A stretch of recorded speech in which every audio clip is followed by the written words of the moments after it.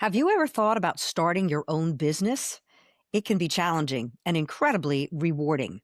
Our guest today is a tea entrepreneur and a vivid example of the American dream in action. Hi, I'm Lisa Champeau, your host for today's edition of Harmony Talk, a podcast of conversations with dreamers and doers brought to you by AM Skyer, a third generation family insurance business founded in 1920.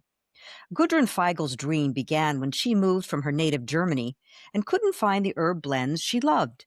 So she did something bold. She grew her own herbs, dried and packaged them, and created wholesome tea blends and even soaps. In 2009, Gudrun began seeking out markets and customers who shared her passion.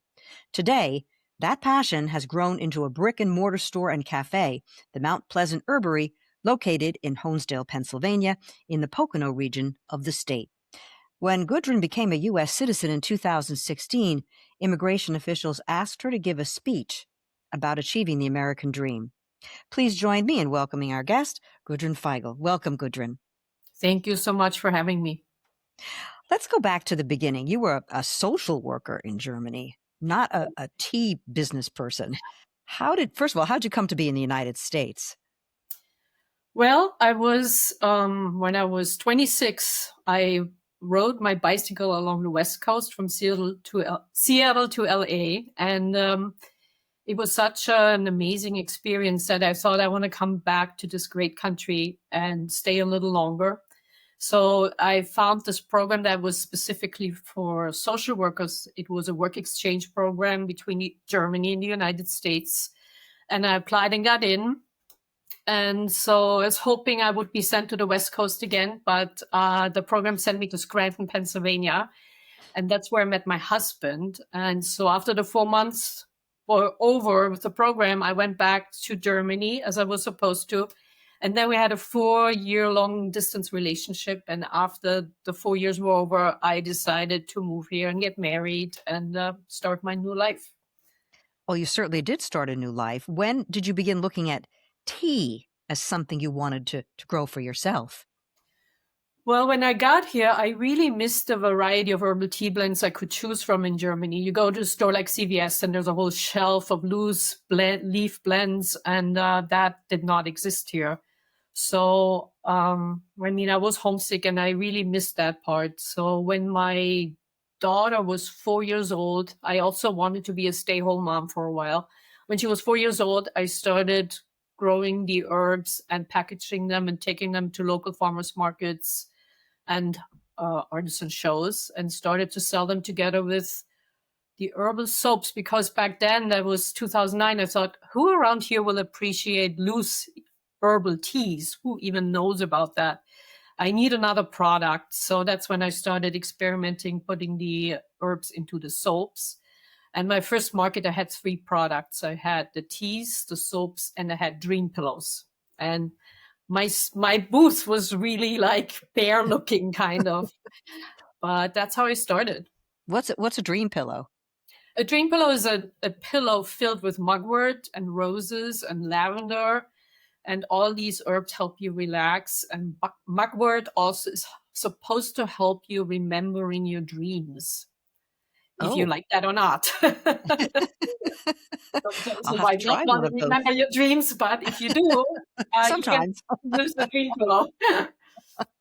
Well, let's just backtrack just a little bit. So you grew up in the Black Forest region of Germany, Southwest Germany. Mhm. Was gardening something that you did there? Did you grow teas there? No, my mother was my role model. She had a huge garden. She always grew herbs. And although I was not interested in gardening until my late 20s, my very first childhood memory is running across the street, playing with my friend. We were 3 years old. It's one of my earliest memories. And we picked calendula flowers and put them in little polka dots in her grandmother's garden. And that scent of the flowers and the bright orange color, it was so special to me. And we pretended we were cooking with those herbs. And up to today, the calendula flower is my favorite herb. So a memory kind of propelled you possibly into this business. Well, I don't know, maybe. Must have been that dream pillow. Um, so what kind of herbs and herb blends do they have in Germany that we don't have here that you sought to create yourself? Well, I mean, over here, when I got here, it has changed now, but when I first came here, there was like Celeste chamomile tea with the tea leaves like being really finely ground into powder almost. And over there, you had more of like the loose teas, like the whole leaf, like just little crushed up, which means the volatile oils stay longer in the herbs and are more potent than as if it's ground into powder. Um, so, I mean, just what you grow in your garden, sage, chamomile, mint, lemon balm. I mean, those are But you herbs had that are to also learn. It sounds here. like you had to learn quite a bit. I mean, how to dry them and process them and get just the right concoction that you wished to Yeah. create. I mean, the first year I just planted a bunch of herbs, and then I looked at the end of the growing season, I looked at, okay, what do I have most of? That's going to be the base of my tea blend. So my one tea blend, Summer Breeze, the base of that is nettle, because there was a field with nettle that I could just go and forage. And so that's how Summer Breeze was created. I thought, oh, nettle is a little bland tasting, so let's add some mint and lemon balm and lemon verbena and sage and strawberry leaves just to make it more tasty. Because nettle has a lot of benefits for us. It's filled with minerals and vitamins, calcium. So it's a very beneficial herb. And so I try to make a tea blend that is tasty and people will enjoy drinking and getting the benefits of the herbs. And then I had a lot of anise aesop, and that was the base of my second blend, Flower Power. And then I just added a bunch of dried flowers like chamomile and the calendula and pink clover and some other ones. And so and the third one was the mint medley, because I had a lot of mint. So I had chocolate mint and spearmint and a Moroccan mint, and I just blended those together.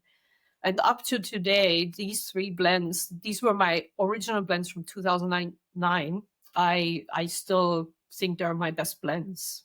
And now I had others too, like stress relief and tulsi and rose. And but these three blends are my babies. And Well, I'm going really, to ask you a little later on to take us basically on a virtual tour of your shop because all of those blends there's a scent, herbs give off a scent. And so your herbery has a wonderful sort of atmosphere, ambiance to it. But how did you decide to go from making tea for yourself, growing herbs and making tea for yourself to actually selling it? well, it's like the classic thing. I made blends and then I gave them away as Christmas presents to some friends and family, and they all said, "That's what you should do." And I was kind of looking of what I could do. I I was like ambitious. I was thinking I could start my own business somehow. First, I thought about catering because I also love cooking, but then I couldn't find somebody to really do that with, and I didn't want to do that alone. So, and then I don't know. It's just how it started. Giving it away as How, Christmas presents. how it Yeah, evolved. But yeah. I'm sure that selling at stalls and farmers markets and so on, that takes grit and determination. I mean, you have to do it in all kinds of weather, you have to travel. So what was that like? What kept you going?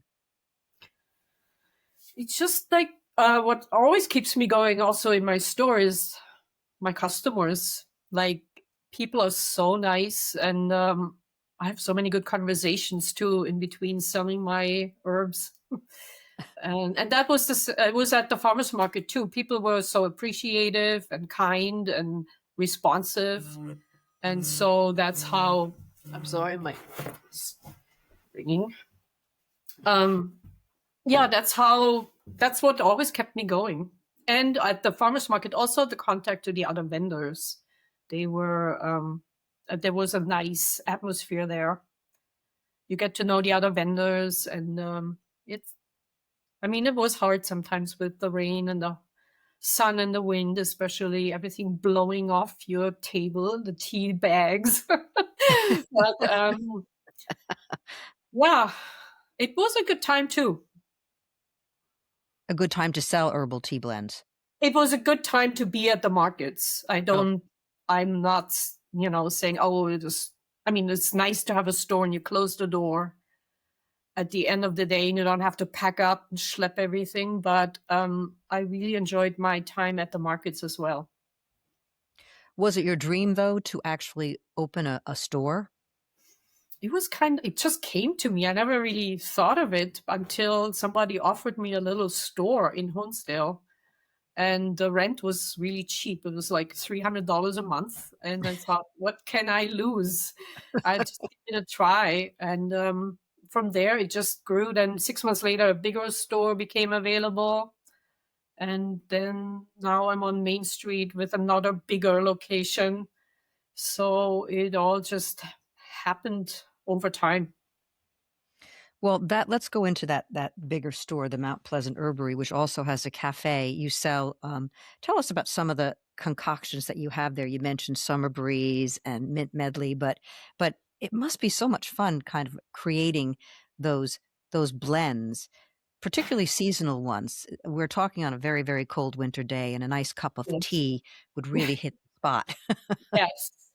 So in the winter time, I do have my two blends, winter apple tea and winter warmer tea.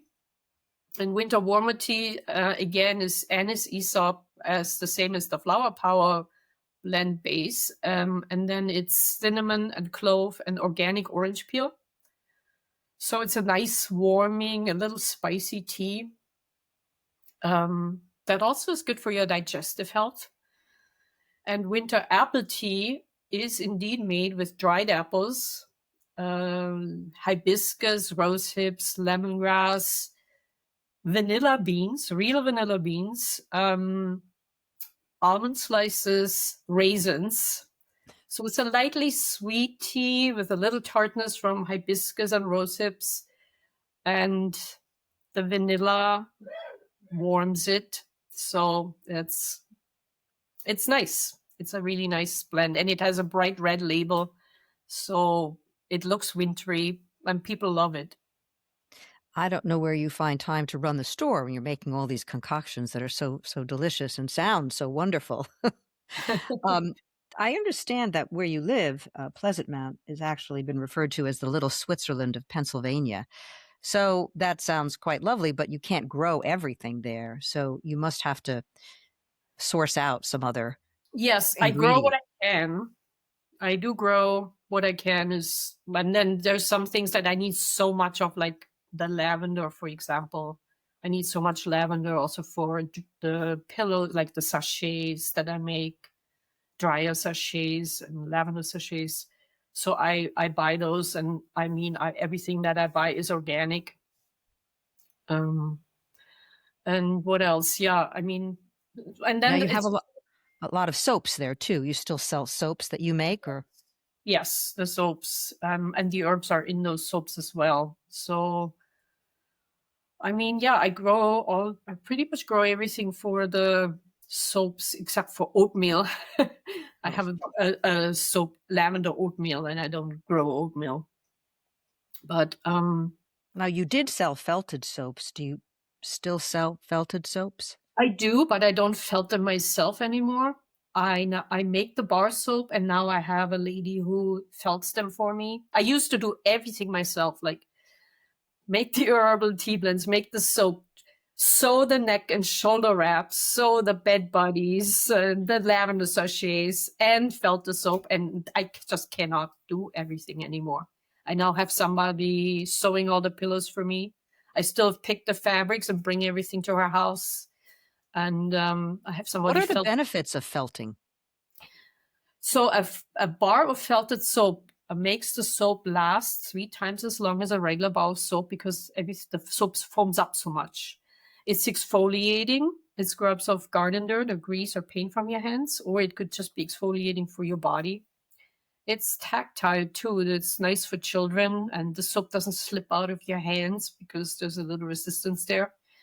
So, and it can be very personal. My felted soaps have like initials on them for the initials of your name, for example. or in the season, like there's like in the wintertime, we have acorns on them or snowflakes. So they make a really nice gift. So it sounds like, you certainly started out by yourself in your garden, and now you have people working for you. Yeah. So in 2016, when the immigration officials asked you to speak about the American dream, what exactly do you remember what you said? I was questioning what the American dream really is. I mean, it is this cliche from going from dishwasher to millionaire.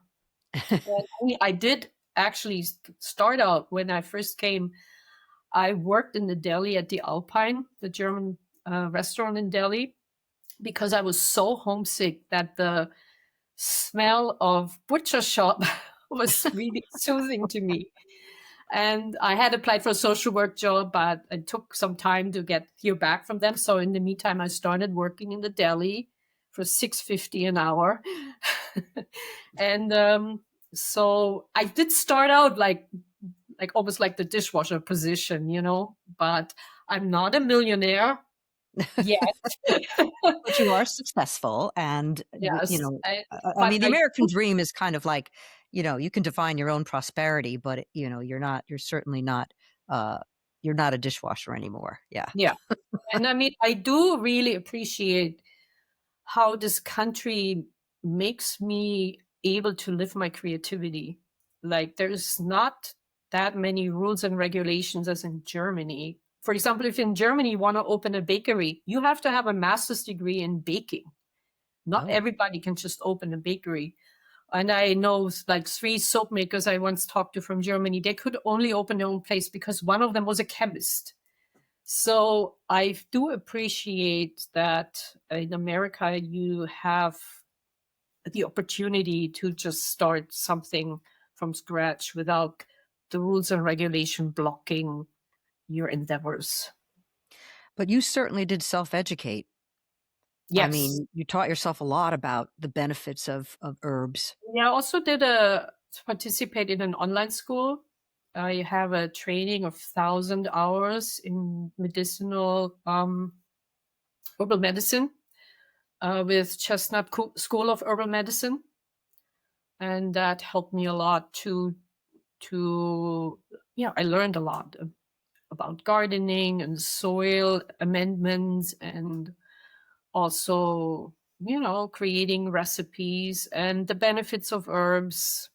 You study a lot of individual herbs and their benefits, but there's so much to learn in the field of herbalism that you feel like it never ends. That's why we go to people like you. Because I've tried myself, and you're right. It's never ending. It's Yeah. amazing.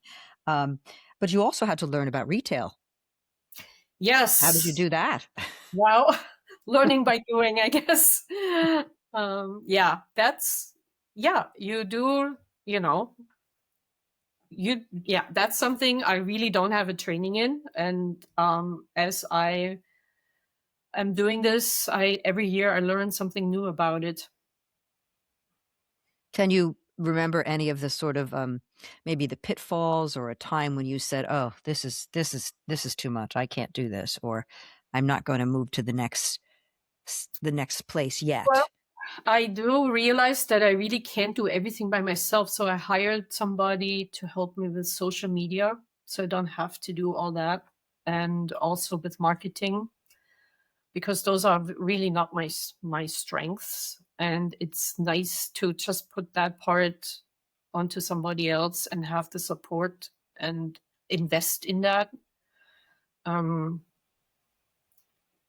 But that because means you also have to create your accounting system where I can hire somebody like that because I yeah, am selling this much, or yes, and I do pretty early on. I hired a bookkeeper and an accountant, so I just can't deal with all that. Like, and yeah, it's very overwhelming to me. So I'm glad there is these professionals that I can just hire. did That's you did anything ever happen that made you sort of like want to stop? not really. Well, I that's mean, good. sometimes you're frustrated. Sometimes, you have a phase, you have a slow day, and you think, "What's going on now? Where is everybody?" But then they show up again. So, no, I have not. I'm thinking of how long do I want to do this? Like, I'm going to be 60 next year, so I'm thinking, what do I want to do with the rest of my life? And I'm dreaming, I have more other dreams, like maybe dreaming of a long distance hike or something like that before I get too old to do Back to something. the West Coast. Yeah, yeah, maybe. Experience a little more trail magic. But yeah, I don't know.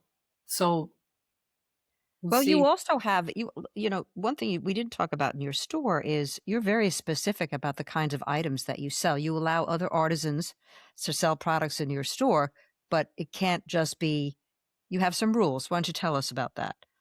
Well, everything in my store needs to be made with essential oils. I do not want any products that are made with fragrance oils because I believe they're not healthy. I mean, there's research out there that state they're not healthy, especially when you breathe them in. If you do have candles with fragrance oils, they're not good for your health. So if people bring me things to sell, that's my rule. They have to be made with essential oils. And I try to have as many local things as possible in my store. The only thing that's probably coming from China are like the teapots and infuser mugs. Although we also have things from local potters that are like, we have teapots made from a local potter and tea mugs and cups. But and then the strainers, like things like that you can't really hand make. But other than that, either Have you it's me. had to tell? You've probably had to tell people, no, I'm sorry, you can't sell in my shop. Yes, I've done that. Yes, and once I took essential oil. They were supposed to be made with essential oils. These candles that somebody made for me, but then I could smell they were not, so I just pulled them off the shelf. Yeah. So, what is your favorite herb? Do you have one? Yeah, I said it before, the calendula flower. Oh, that That's is still your favorite herb. yes. Okay. You did say that, bright orange and beautiful, Yes. and Yes. it brings And it back does memories, of course. health. It has benefits for your skin. It's known to help with skin issues, but also it's beneficial for your digestion. So you can drink it in tea, or I use it also. I make a salve with olive oil infused with calendula flowers and beeswax. And so you can apply that to your skin. That's It that's helps that's with cuts and scrapes and sunburns. mhm. Now, the shop that you have also has a cafe, Yeah. where you serve not just tea, but a few food items. How did that come about? Well, I thought, how nice would it be if people could sample the tea blends and drink them actually and see how good they are. And then I thought, well, maybe there's some people who want coffee. So we have Mocha Origin, the local coffee roaster. So I have their coffee in my store. And then being German, in Germany, we have to have some little treat with our tea or coffee.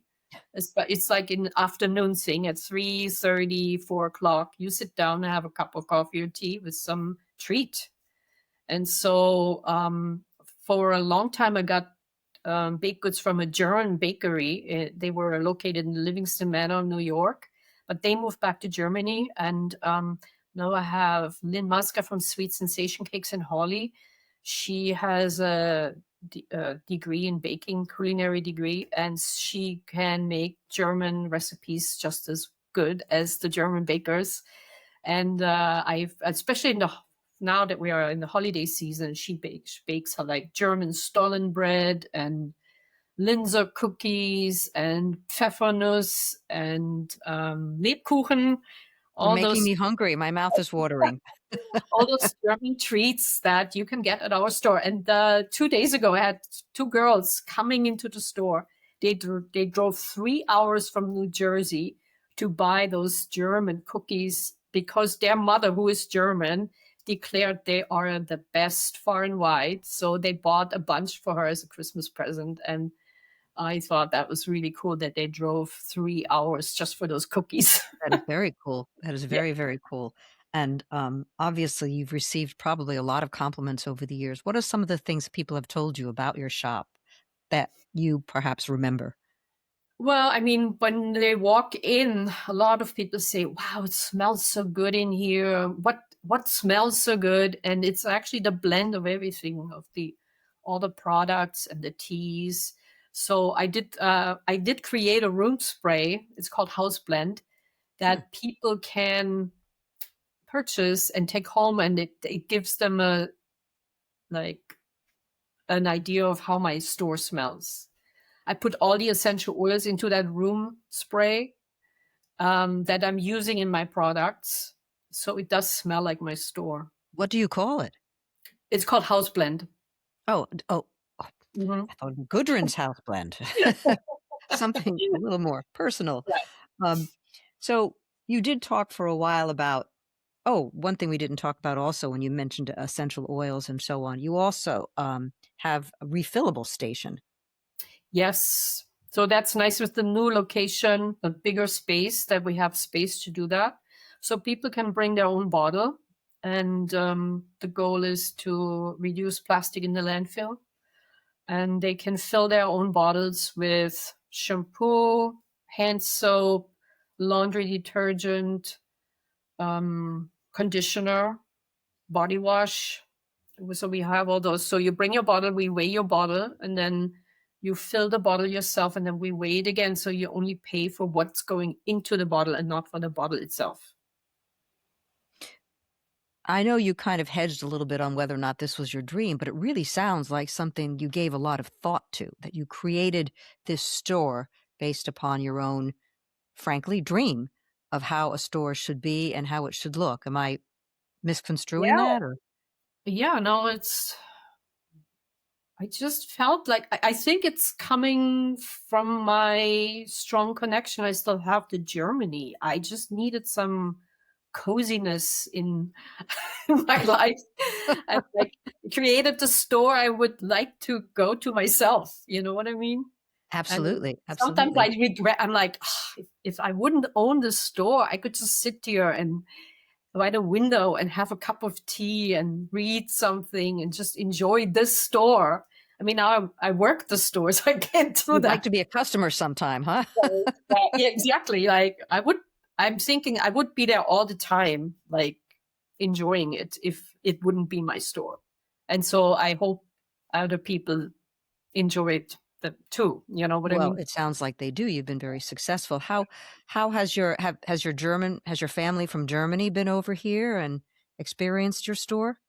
Yes, my one of my sisters and two nieces have been there and seen it. And yeah, and when the store, I mean, this is the new location. When it was in the older location, my more family members have come and seen it, and also friends. Yeah. Excuse me. One thing I ask all our guests here is, what kind of advice would you give younger people who are looking to start their own business? Um, Excuse me. don't give up. Like if you have a dream, just be consistent with it, even if it gets difficult. Um, don't I'm sorry. don't take on big loans if you can I'm manage sorry. to. Did you say don't take loans? Yeah, don't take on like don't go too much into debt. Like I would start small. As I mean, I did that. I started very, very small and just I mean, I also I had the opportunity to just grow it with what I had. I didn't grow fast. I didn't have the need to grow fast. That's a privilege maybe. But I can I that really worked for me when that I just grew the store when I had enough money to grow it more. Um, So, as far as investment, obviously you invested a lot of time and you did but educate yourself, but as far as investing money, you didn't take out loans, for I did example. not. I did not. Yeah. So, I mean, maybe if you want to start your own, maybe you have to work another job for a while, just until you can live off your enterprise. Yeah, but I strongly feel like if you have this dream, or you're certain this is what you want to do, you just keep going. You don't even have to like force yourself. It's just there's nothing else I would want to do. You know what I mean? So you just keep going because it's what you want to do. No, And that sounds wonderful. maybe that's the advice: is you find that thing that you want to do so badly that you can't give up. Well, that's certainly a thing to end on, to be honest with you. It's wonderful advice, and I'm so glad that you have been successful, and I've been to your shop, and it's absolutely beautiful. Um, and you mentioned, maybe someday when and if you retire, you might go for a hike or perhaps another bike ride, I don't know. But what does the future look like for your shop? Oh, it's a good question. I'm not sure. Like, as I never knew where it would take me. So I don't know at this point either. We'll just see what happens. And that's like, people always say, like, oh, you need a business plan and you need to make a plan for the next 10 years or the next 5 years. I I do not have that. So Well, it I'm was just sort of happy. serendipitous that you even got this store, as I Yeah. understand it. I mean, the I smaller just stores. I mean, we just opened the new location a year ago, so I'm just happy to be there for now. I I just got offered another location to move to, and it was very clear to me, like, I'm not going anywhere right now. I'm not moving. I'm not making this bigger, or like, A I just second want shop? to be there for now. And the new thing is we just launched our own online store, so that's fairly new too. So people can order online. So far, I had an Etsy store, but now I have my own online shopping website, and that just happened too. So that's a new thing for me. And yeah, just enjoying that for now and get that going before I can talk about new goals. Are you still making new and different tea concoctions, tea blends? Yeah. There will be new stuff. There's new stuff all the time. I have all these ideas, and then I need to find the time to make them. Yes. Well, that's wonderful to hear. New ideas all the time. Yeah. Well, thank you so much for being with us. I really appreciate your taking the time to talk with us about your story, which is very inspiring, to be honest with you, and your Oh, thank advice you. about starting small and not taking out loans, that which is tough for some people, but very good advice. So thank you again for speaking with us, and keep on going. Thank you so much. Thanks for having me on. I really enjoyed it. Uh, this has been a production of AM Skyer, a third generation family insurance business started in 1920. I'm your host, Lisa Champeau, here at Harmony Talk. Talk to you next time.